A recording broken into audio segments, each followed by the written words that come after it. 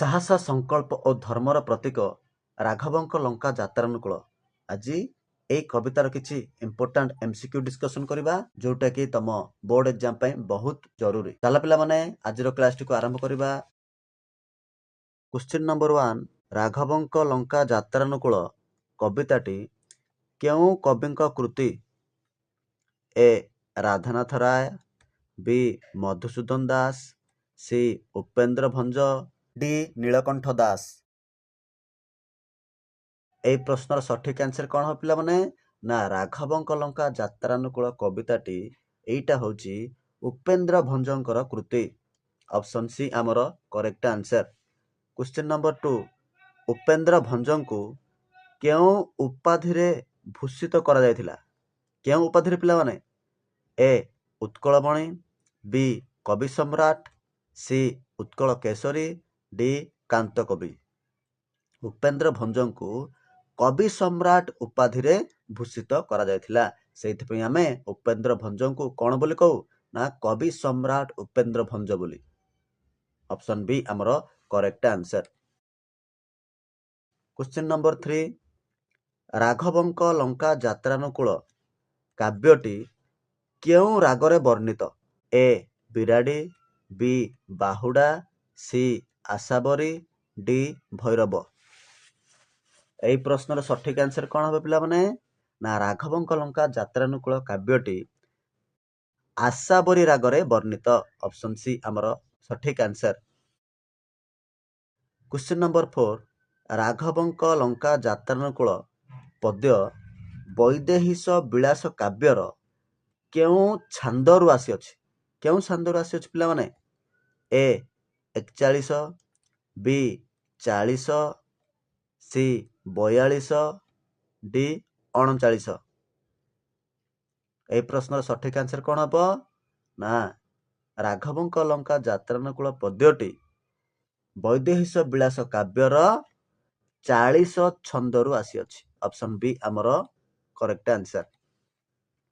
Question number 5, ଅପହୃତ ସୀତାଙ୍କୁ ପ୍ରାପ୍ତ କରିବା ପାଇଁ ରାମଚନ୍ଦ୍ର କେଉଁ ଉପାୟ ଅବଲମ୍ବନ କରିଥିଲେ? ଏ. ସିନ୍ଧୁ ଶୁଖାଇ, ବି. ସିନ୍ଧୁକୁ ପୋତି, ସି. ସିନ୍ଧୁକୁ ଅତିକ୍ରମ କରି, ଡି. ଯୁଦ୍ଧ କରି। କହିଲେ ପିଲାମାନେ କ୍ୱେଶ୍ଚିନ୍ ନମ୍ବର 5ର ସଠିକ ଆନ୍ସର କ'ଣ ହେବ? ଅପସନ୍ ବି এই ପ୍ରଶ୍ନର ସଠିକ ଆନ୍ସର, ଅର୍ଥାତ୍ ସିନ୍ଧୁକୁ ପୋତିକି ସୀତାଙ୍କୁ ପ୍ରାପ୍ତ କରିବା ପାଇଁ ଉପାୟ ଅବଲମ୍ବନ କରିଥିଲେ। କ୍ୱେଶ୍ଚିନ୍ ନମ୍ବର 6, ରାମ ବରୁଣଙ୍କୁ, ବରୁଣ କିଏ ପିଲାମାନେ? ଜଳଦେବତା। ବରୁଣଙ୍କୁ ପ୍ରସନ୍ନ କରିବା ପାଇଁ କ'ଣ କରିଥିଲେ? ଏ. ତପସ୍ୟା, ବି. ଯଜ୍ଞ, ସି. ଅନଶନ, ଡି. କୁଶଶଯ୍ୟାରେ ଶୟନ ଏବଂ ଅନଶନ। এই ପ୍ରଶ୍ନର ସଠିକ ଆନ୍ସର କ'ଣ ହେବ? ଅପସନ୍ ଡି କୁଶଶଯ୍ୟାରେ ଶୟନ ଏବଂ ଅନଶନ। Correct answer.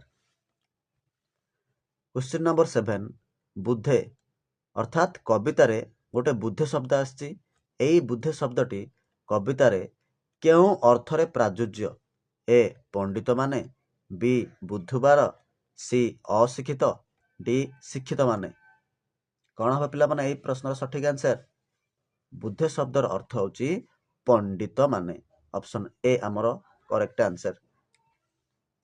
କ୍ୱେଶ୍ଚିନ୍ ନମ୍ବର 8, ଶୁକ ଓ ସାରଣଙ୍କୁ କିଏ ଚାର ରୂପରେ ପ୍ରେରଣ କରିଥିଲେ? ଶୁକ ଓ ସାରଣଙ୍କୁ କିଏ ଚାର ରୂପରେ ପ୍ରେରଣ କରିଥିଲେ? ଏ. ରାମ, ବି. ଲକ୍ଷ୍ମଣ, ସି. ବିଭୀଷଣ, ଡି. ରାବଣ। ଆମେ ସମସ୍ତେ ଜାଣିଛନ୍ତି ଶୁକ ଓ ସାରଣଙ୍କୁ ଚାର ରୂପରେ କିଏ ପ୍ରେରଣ କରିଥିଲେ? ନା ରାବଣ। ଅପସନ୍ ଡି ଆମର ସଠିକ ଆନ୍ସର। କ୍ୱେଶ୍ଚିନ୍ ନମ୍ବର 9, ବିଭୀଷଣ କାହାର ଅନୁଜ ଥିଲେ? ଏ. ସୁଗ୍ରୀବ, ବି. ଲକ୍ଷ୍ମଣ, ସି. ଅଙ୍ଗଦ, ଡି. ରାବଣ। ବିଭୀଷଣ କାହାର ଅନୁଜ ଥିଲେ? ମାନେ ବିଭୀଷଣ କାହାର ସାନ ଭାଇ ଥିଲେ?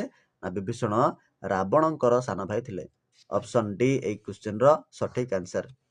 କ୍ୱେଶ୍ଚିନ୍ ନମ୍ବର 10, କବିତାରେ ପିତା ପଦଟି କେଉଁ ଅର୍ଥରେ ବ୍ୟବହୃତ ହୋଇଛି?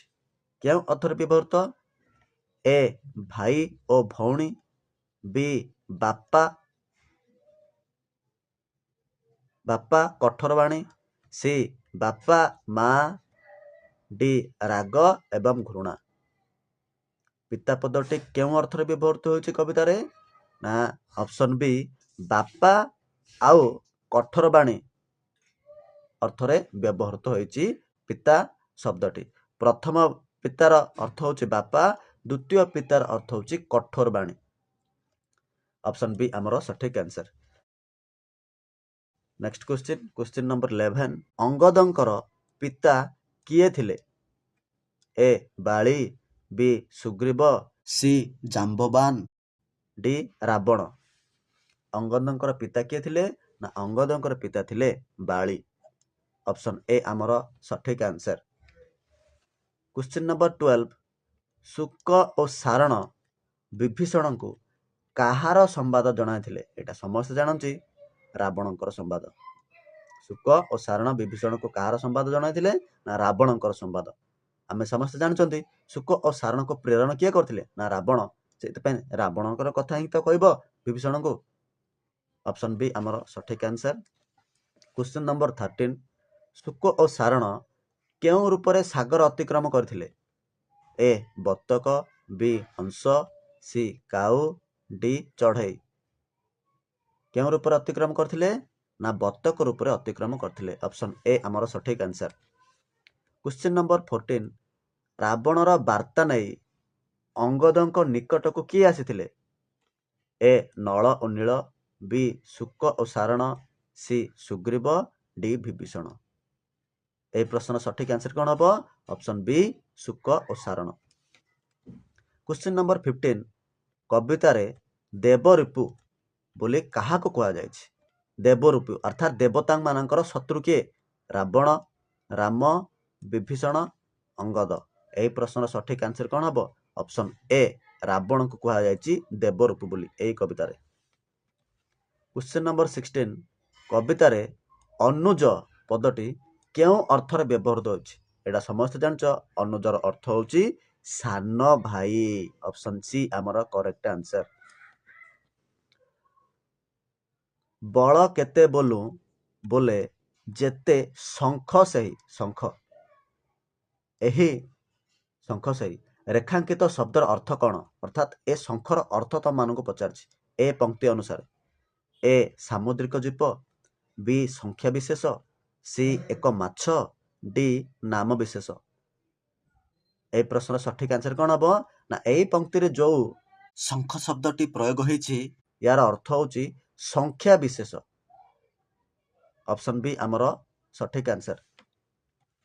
Question number 18। ରାଘବଙ୍କୁ ସୀତା ସମର୍ପିବା ପ୍ରସଙ୍ଗ କିଏ ଶୁକ ସାରଣଙ୍କୁ କହିଛନ୍ତି? ରାଘବଙ୍କୁ ସୀତା ସମର୍ପିବା ପ୍ରସଙ୍ଗ କିଏ ଶୁକ ସାରଣଙ୍କୁ କହିଛନ୍ତି? ଏ ଅଙ୍ଗଦ, ବି ସୁଗ୍ରୀବ, ସି ବାଳି, ଡି ବିଭୀଷଣ। এই ପ୍ରଶ୍ନର ସଠିକ୍ ଆନ୍ସର କ'ଣ ହେବ? ଅପସନ୍ ଡି ବିଭୀଷଣ କହିଛନ୍ତି ଶୁକ ଓ ସାରଣଙ୍କୁ ଯେ ତମେ ତମ ରାଜାକୁ ଯାଇକି କୁହ ଯେ କ'ଣ କରିବେ? ନା ଯେତେ ଶୀଘ୍ର ପାରୁଛ ସେତେ ଶୀଘ୍ର ସୀତାଙ୍କୁ କାହାକୁ ସମର୍ପିବ? ରାଘବଙ୍କୁ ସମର୍ପି ଦିଅ, ନହେଲେ ଯୁଦ୍ଧ ଆରମ୍ଭ ହୋଇଯିବ। ଅପସନ୍ ଡି ଆମର ସଠିକ୍ ଆନ୍ସର। Question number 19। ଅଙ୍ଗଦ କାହାକୁ ପ୍ରହାର କରିବାକୁ ଚାହିଁଥିଲେ?